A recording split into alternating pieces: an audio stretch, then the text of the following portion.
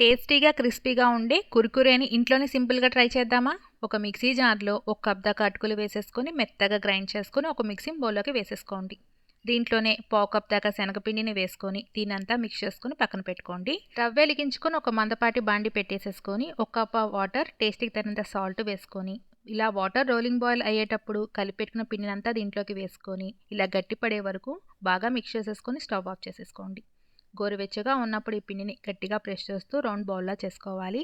చేతికి కొంచెం నూనెని అప్లై చేసేసుకొని చిన్న గోలీ సైజ్ అంత బాల్ని చేసుకొని ఇలా పొడవుగా ఏల సందులో మనం ఇలా ఒత్తుకుంటే కరెక్ట్గా కురుకురే షేప్ వస్తుందండి.